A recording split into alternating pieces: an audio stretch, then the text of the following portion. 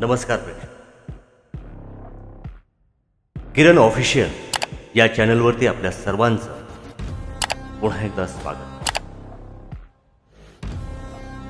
आज आपण एक सत्य घडलेली घटना आपण ऐकणार आहोत. तर आजची गोष्ट आहे एका सुपर चोराची, ज्याचं नाव आहे लोकेश श्रीवास, ज्याने 24 सप्टेंबर रोजी भोगल भागामध्ये एका आलिशान ज्वेलरी शॉपमध्ये चोरी केली. ती चोरी होती 25 करोड रुपयांची. या गोष्टीमध्ये आज आम्ही तुम्हाला सांगणार आहे की पोलीस कसे या चोरापर्यंत पोहोचले आणि कसे एका पुराव्याने पोलिसांना चोरापर्यंत पोहोचले. गोष्ट आहे 27 सप्टेंबर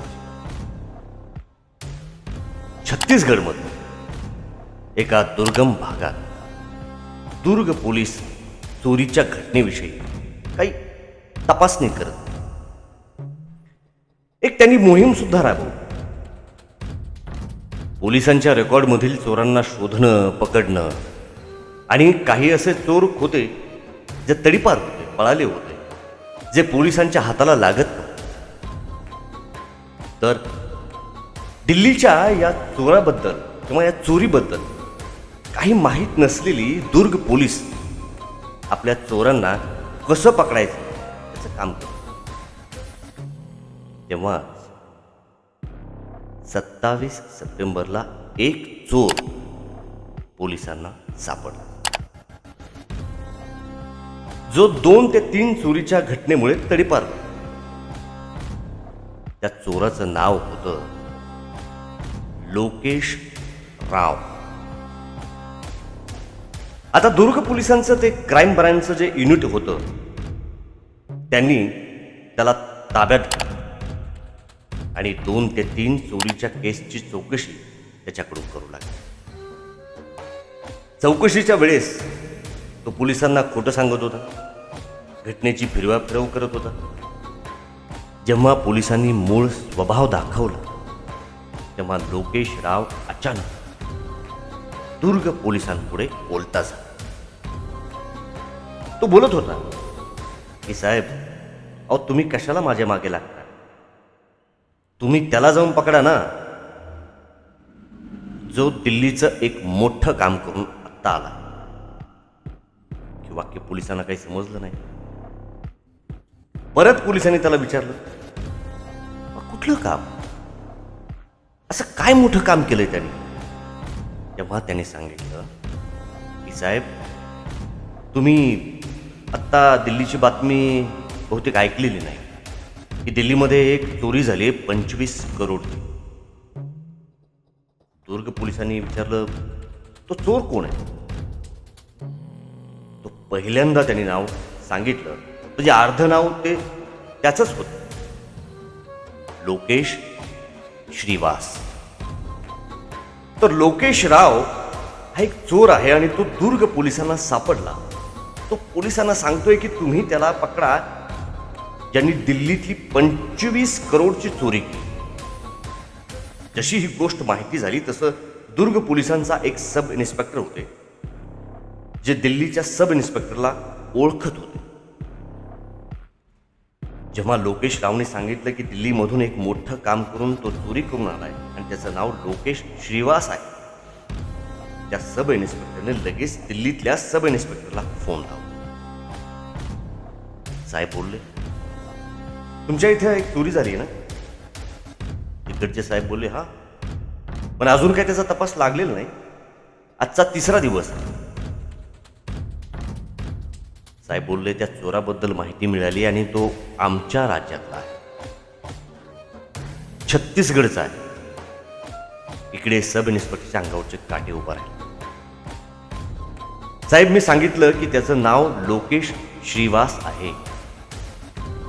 दिल्लीचे पोलीस बोलले, आमच्याकडं त्याचा फोटो नाही. साहेब बोलले की तुम्ही तपास करा, मी यांच्याकडून मिळालेली सगळी माहिती तुम्हाला सांगतो.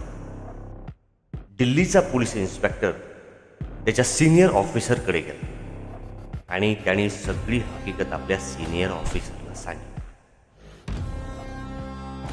आता हे ऐकून दिल्लीचा जो पोलीस मेन होते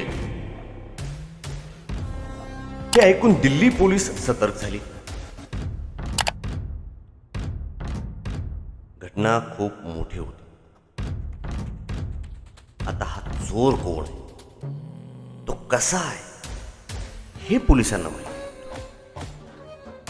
आणि त्याचा फोटोही नव्हता. तेव्हा दिल्ली पोलिसांच्या या वेगवेगळ्या टीम वेगवेगळ्या जागी अंधारात काय ते हातपाय मारत होते. शोरूमच्या त्या मालकावर जो संशय होता त्याची चौकशी करत. पण इथंच अचानक एक नवीन नाव पुढं आलं. तेव्हा आता हा लोकेश श्रीवास कोण आहे, त्याला शोधलं पाहिजे. आता त्याचं काय करायचं? विना फोटो विना चेहरा त्याला कसं शोधायचं? हा दिल्ली पोलिसांकडे एक पेज होता. दिल्ली पोलिसांनी डोकं चालवलं. जुन्या केसेस आणि गुगलवर जाऊन लोकेश श्रीनिवास हे नाव शोधायला सुरुवात, जेणेकरून तो चोर आहे, तो कधी पकडला आहे, याआधी त्याचा फोटो कधी कुठे लीक झाला आहे, हे काय मिळतंय का हे ते शोधत. आणि तुम्हाला माहिती आहे गुगल दादा खूप मदत करतात. तर गुगलवरती हे सगळं शोधत असताना अचानक एका ठिकाणी एक लोकेश श्रीवास दिल्ली पोलिसांच्या नजरेस पडतो, जो दिल्ली पोलिसांच्या ताब्यात आहे. बेड्यात ठोकलेल्या अवस्थेत एका दुसऱ्या ज्वेलरीच्या चोरीमध्ये त्याला पकडलं गेलं. दिल्लीमध्येच तेव्हा त्याचा चेहरा पुढे आला. आता चेहरा पुढे आला तेव्हा पोलिसांना वाटलं की चला आता पुढचं काम सगळं सोपं झालंय, सगळं धाकेदोरे सापडतील. पण ज्या वेळेस ज्वेलरीच्या दुकानात चोरी झाली 24 सप्टेंबरच्या रात्री, तेव्हा पोलिसांनी त्या ठिकाणचे 7 ते 8 CCTV कॅमेरे जे आहेत ते चेक केले होते.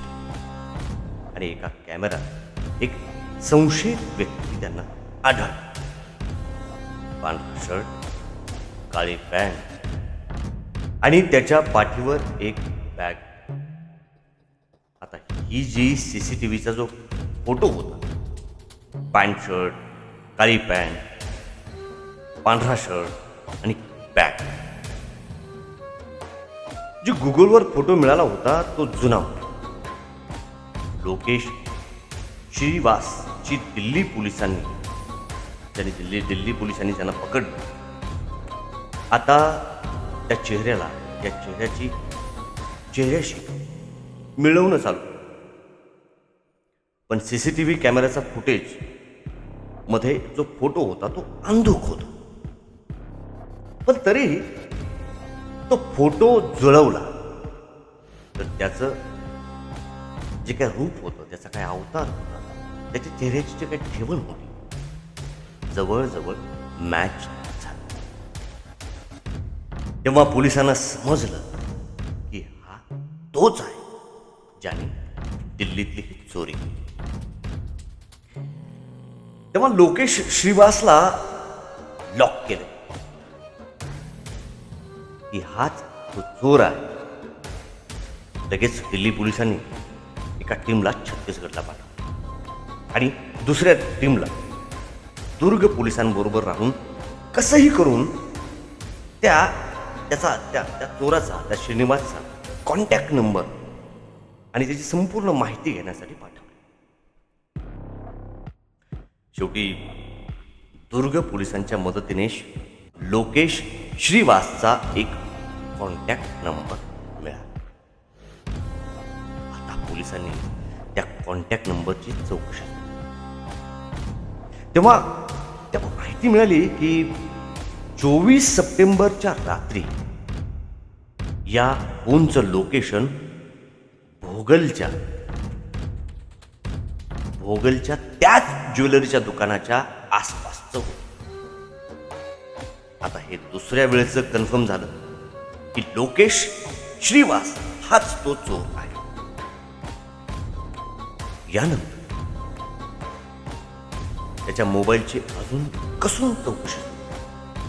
तेव्हा माहिती झालं की दुसऱ्या दिवशी म्हणजे 25 सप्टेंबरच्या रात्री हा मोबाईल स्विच ऑफ झालेला.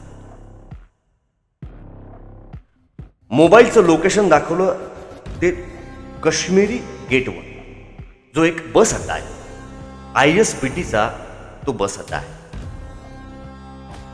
तर 8:40 तो काश्मीरी गेटवर लोकेशन त्याचं दाखवलं. तिथे फोन ऑन झाला. आता काश्मीरी गेटवर फोन ऑन झाला हे कळल्यावर लगेच दिल्ली पोलीस काश्मीर गेटला रवाना झाले. तिथले सर्व CCTV फुटेज त्यांनी चेक केले. तेव्हा एका काउंटरवर एक व्यक्ती दिसला, ज्याच्या हातात एक बॅग आणि पाठीवर एक बॅग, आणि तो तिकीट काढतो. तर आता हा पहिलं लोकेशन भोगलमध्ये, दुसरं लोकेशन CCTV आणि तिसरं लोकेशन हे काश्मीरी गेटचं. वेळ सगळी मॅच होत होती. चोरी आणि चोरीच्या नंतरची आता पोलिसांना पूर्ण खात्री पटली की हाच तो श्रीवास. काश्मीरी गेटवर जेव्हा खात्री पटली तेव्हाच दिल्ली पोलिसांची टीम ही तिथून निघाली. तेव्हा सगळे पोलीस सतर्क झाले. आता लोकेश रावकडून माहिती मिळाली. आता लोकेश रावकडून माहिती करून घेतलं की तो कुठे राहतो, काय करतो. आणि मग माहिती झालं की भिलाईच्या एका गल्लीमध्ये त्याने भाड्याचं घर घेतलं आणि तो तिथंच आहे. आणि आत्ताच एक दिवस आधी तो इथं आलेला. आता पोलीस त्या भाड्याच्या घरी पोहोचले, पण तिथं लोकेश काही सापडला नाही. हा, पण तिथं एक त्याचा साथीदार होता. आणि त्या साथीदाराला पोलिसांनी विचारलं, पकडलं, त्या घराची झडती घेतली. तर त्या घरातल्या त्या उशीमध्ये, गादीमध्ये, चादरीमध्ये त्यांना सोनं दागिने त्यांना सापडले. दागिने हे सगळे सापडले. आता ह्याची खात्री झाली, आता पक्कीच खात्री झाली की हे दागिने आहेत आणि हे चोरी गेलेले दागिने आहेत, जे दिल्लीतून चोरी केलेले आहेत. पोलिसांनी हे सगळे दागिने ताब्यात, कमीत कमी ती सगळी दागिने आणि एकूण ती कॅश, एकूण 25 करोड रुपयांची कॅश. हिरे, सोने, दागिने हे पोलिसांना सापडले. आता मात्र पोलिसांची पक्की खात्री पटली की हा तोच चोर आहे ज्यांनी दिल्लीमधली ही चोरी. पोलिसांनी सगळे दागिने ताब्यात घेतले.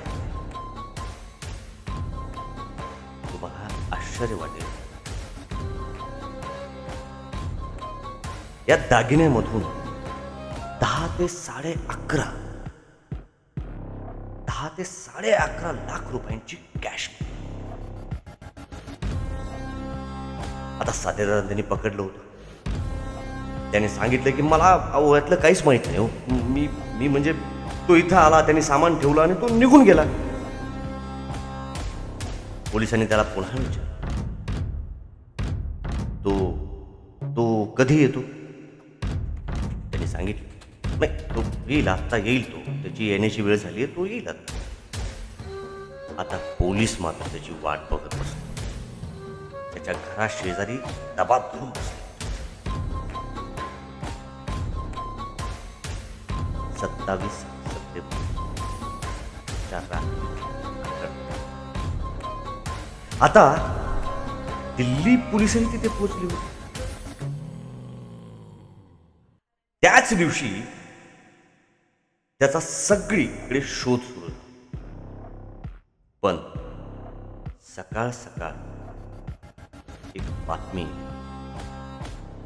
लोकेश श्रीवास त्याच घरी भिलाईमध्ये येतो आहे.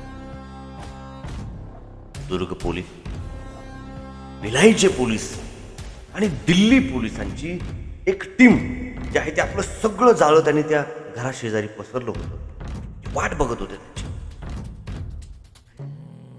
आणि सकाळी जेव्हा हा श्रीवास त्याच्या घरात येतो, तसेच पोलीस बेड्या पकड आणि त्याला पोलीस घेऊन. त्याने त्याचा गुन्हा कबूल केला आणि तो म्हणाला की ही चोरी मीच केली आहे. तेव्हा पोलिसांनी त्याला बाकीच्या साथीदारांची नावं विचारायला सुरुवात केली. लोकेशने जेव्हा बोलायला सुरुवात केली तेव्हा पोलिसांना विश्वास बसत नव्हता की तो पुन्हा पुन्हा सांगत होता की साहेब, माझे कोणीही साथीदार नाहीयेत, मी एकटाच चोरी करतो. पोलीस त्यांना परत परत विचारत होते, सगळी चोरी तू एकट्याने केली? तो म्हणला हो. आणि शेवटी जेव्हा त्याने संपूर्ण घटना सांगितली तेव्हा पोलिसांना मानावं लागलं की विश्वास ठेवावा लागला, हाच तो चोर आहे ज्याने दिल्लीतली 25 करोडची चोरी. हा लोकेश जो आहे तो गँग बरोबर कधी चोरी करत नाही. तो एकटाच करतो, तो एकटाच चोरी करतो. आता पोलीस म्हणाले की सुरुवातीपासून ही जी सगळी घडलेली घटना आहे ती आम्हाला सांग. त्याने घटना सांगायला सुरुवात केली. त्यांनी सांगितलं की मी जिथे राहतो त्या शहरात मी कधीच चोरी करत नाही, कारण मी कुणाच्या नजरेस येऊ नये म्हणून, कुणाच्या पोलिसांच्या नजरेस येऊ नये म्हणून तिथे कधी चोरी करत नाही. कारण दुसऱ्या शहरात चोरी करतात आणि दुसऱ्या शहरात चोरी करा आणि आपल्या घरी या म्हणजे पोलीस शोधत राहतात, कुणाला कशाचीच शोध लागत नाही. कारण मी कुणाच्या नजरेस येऊ नये म्हणून. कारण दुसऱ्या शहरात चोरी करा आणि परत सेफ्टी आपल्या घरी परत या. तिकडे पोलीस शोधत राहतात म्हणजे कुणालाही कशाचीही खबर लागत नाही. तेव्हा मी हा वाचतो, सुटसुटीत बाहेर पडतो. पोलिसांनी विचारलं, दिल्ली भोगलमध्ये जे ज्वेलरीचं दुकान आहे, उमराव ज्वेलरी शॉप असं तिचं नाव होतं, त्या ज्वेलरीचं नाव होतं. आता तू राहतो भिलाईमध्ये, मग त्या उमराव ज्वेलरीच्या दुकानाबद्दल तुला कसं माहित झालं? तेव्हा त्यांनी त्या लोकेशने सांगितलं की माझं चोरी करण्याचं टार्गेट छोटी दुकानं, घर हे नाही, फक्त आणि फक्त सोन्याची दुकानं मी चोरीसाठी टार्गेट करतो. त्यांनी सांगितलं की मी माझ्या चोरीसाठी नेहमी वेगवेगळ्या शहरात फिरत असतो आणि याचसाठी तो मागच्या महिन्यात दिल्लीच्या वेगवेगळ्या ठिकाणी तो फिरला. खूप सोन्याची दुकानं त्यांनी बघितली आणि शेवटी फिरत फिरत तो भोगलमध्ये पोचला. आणि भोगलमध्ये जेव्हा त्याने उमराव ज्वेलरी दुकान हे पाहिलं तेव्हा त्याला वाटलं की हे खूप सोपं टारी. त्याला माहिती होतं की दुकानाच्या बाजूने 2 इमारती, वरती छत आहे. त्याने बाजूलाच असलेल्या पायऱ्यांवरती जाऊन बघितलं. तो सरळ छतावर जाऊन पोहोचला. त्याला कुणी विचारलंही नाही, कुणी थांबवलंही नाही. त्याला वाटलं की हे खूप सोपं आहे. मग त्याने त्या पायऱ्यांवरचा जो दरवाजा कधी उघडतो याची खात्री करून घेतली. मग त्याने ते दुकान कधी बंद राहतं त्याची माहिती मिळाली. मग त्याला कळलं की हे दुकान सोमवारी बंद राहतं आणि मार्केटही बंद राहतं. तर त्याने हे संपूर्ण जागेची रेकी केली. त्याने एका छोट्या छोट्या गोष्टी म्हणजे सीसीटीव्ही कॅमेरे, सगळ्या गोष्टींची माहिती त्याने घेतली. तो काही दिवस तिथेच राहिला सुद्धा. त्यानंतर तो परत तो भिलाईला आला. भिलाईला गेल्यानंतर त्याने परत सगळ्या छोट्या मोठ्या गोष्टी ह्या रिकॉल केल्या की कसं करायचं, कसं तिथे जायचं, कशी ही चोरी करायची. आणि मग 24 सप्टेंबर या दिवशी बसमधून भिलाईतून तो दिल्लीत आला. दिवस होता रविवारचा. दुकान उघडे होते. काश्मीरी गेटवर बस एका बस अड्ड्यावर आल्यावर त्यानंतर इकडे तिकडे तो फिरला. त्याने जेवण केलं. एक बॅग पाठीवर घेऊन तो रात्री मार्केटमध्ये आला आणि सगळ्या मार्केटमध्ये राऊंड मारला. रात्री जवळजवळ 11 वाजता त्याने बघितलं की मार्केटमध्ये आता शांतता झालेली. त्याने ज्या पायऱ्यांची पहिली रेकी केली होती त्या पायऱ्या पाहिल्या होत्या. त्या पायऱ्यावर चढून बाजूच्या बिल्डिंगवरून दुकानाच्या छतावर त्यांनी उडी मारली. छतावर आल्यावर सर्वात पहिलं तो दरवाजाला असलेलं कुलूप जे आहे ते तोडतो. दरवाजाला परत बंद करतो. त्यानंतर पायऱ्याच्या साह्याने तो खाली येतो. खाली आल्यानंतर त्याला हे माहिती होतं की इथे एक भिंत आहे आणि ती भिंत सिमेंटची आहे. बाकी सगळे लोखंडाच्या भिंती आहेत. हे त्याला पुरेपूर माहिती होतं. त्या ठिकाणी त्या भिंतीमध्ये तो जवळजवळ एक 1.5 फुटाचा एक होल करतो. त्या होलमधून तो आत प्रवेश करतो. हा सगळा उपद्व्याप करण्यासाठी त्याला 1 तास लागला. म्हणजे रात्रीचे 12 वाजले. आता तो शोरूम मध्ये आहे, लॉकर मध्ये आहे. आत जाऊन त्याने विश्वासानं पाहिलं. पहिलं तो लॉकर जो आहे ते तोडायला सुरुवात केली. गॅस कटर, काही सामान तोडातोडीचं हे सगळं त्याच्याजवळ होतं.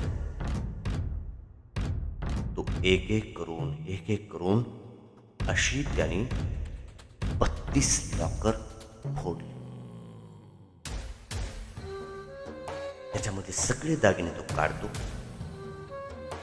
जे शोकस मध्ये होते त्यांना सगळ्या दागिन्या तो बाहेर काढतो आणि बरोबर जी एक मोठी बॅग होती त्या बॅगमध्ये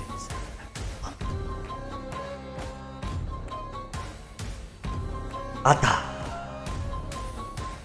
32 लॉकर उघडणं ही काही खायची गोष्ट.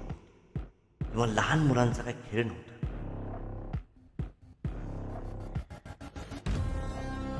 हे सगळे दागिने भरून तो त्याच ठिकाणी जेवण करतो, पाणी पितो, झोपतो, आराम करतो. आणि आरामात सगळ्या गोष्टी चालू असताना पूर्ण रविवारची रात्र शोरूममध्येच घालवतो.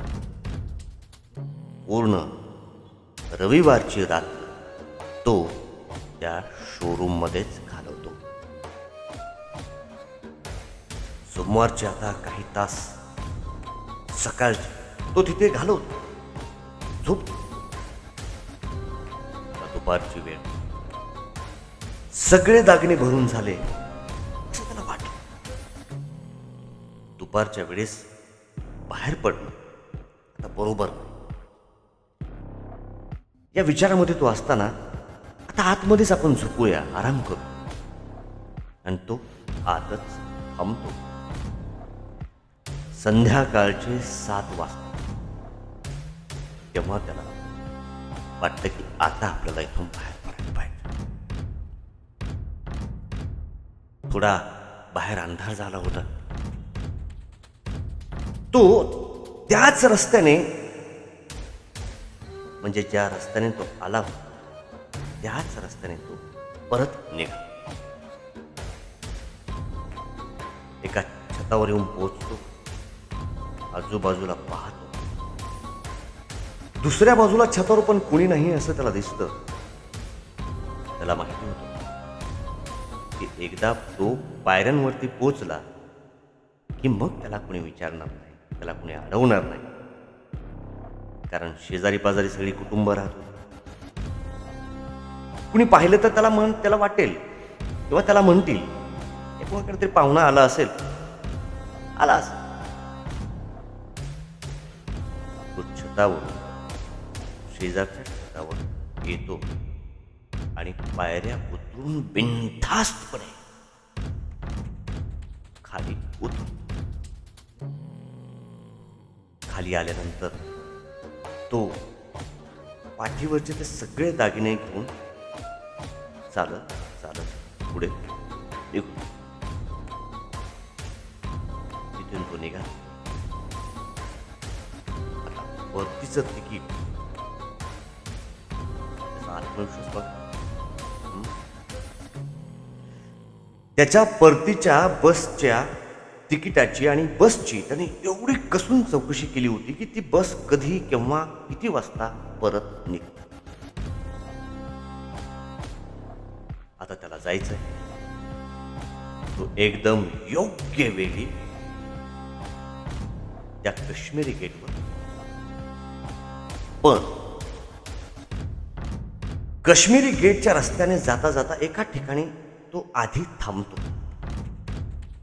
एका शेजारच्या दुकानातून एक बॅग विकत.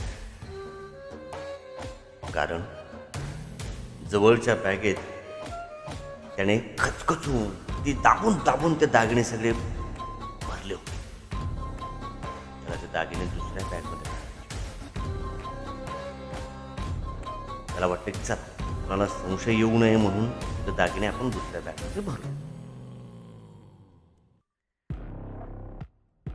2 बॅगा जवळ होत्या आणि वरती त्याने काही कपडे त्या बॅगमध्ये भरलेले होते.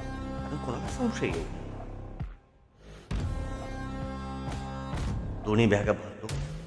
वेगवेगळ्या बॅगा घेतो. बॅगा बंद करतो आणि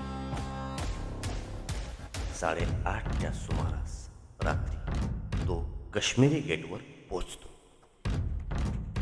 काश्मीरी गेटवर आल्यानंतर हा 8:40 एका काउंटरवर जातो. तिथं तिकीट काढतो आणि आरामात, एकदम आरामात सरकारी बस बसतो. कारण त्याला माहिती होतं की आपल्याजवळ 25 करोडचा माल, ही काही रोख रक्कम पण आहे. आपण असाच याच पद्धतीने प्रवास केला पाहिजे. तो आरामात त्या बसमध्ये एखाद्या साध्या प्रवाशासारखा बसतो आणि त्यानंतर थेट जोपर्यंत दिल्ली पोलिसांना त्या दुकान मालकाला दुकान लुटल्याची माहिती मिळणार तोपर्यंत हा बहादर आपल्या भिलाईला पोहोचला. आणि काही दिवसांपूर्वीच त्याने काही हे भाड्याचं घर घेतलं. तिथंच हा चोरीचा माल आपण ठेवू हा त्याने विचार. तो घरी आला, सगळा माल तिथं ठेवला. हा तिथं जो त्याचा एक मित्र होता त्याला याने सांगितलं की काही वस्तू आहेत मी इथं ठेवतो. मित्रालाही माहिती होतं की हा लुटमार करून काही वस्तू घेऊन येतो आणि इथं ठेवतो. ह्या सगळ्या वस्तू तिथे तो ठेवतो, सगळे दागदागिने ठेवतो, बॅग ठेवतो. आणि आता त्याला पुढची काळजी होती हे दागिने त्याला विकायचे होते आणि त्यासाठी तो तिथून बाहेर पडला आणि बाहेरच्या लोकांना तो शोधू लागला जी हे दागिने विकत घेणार.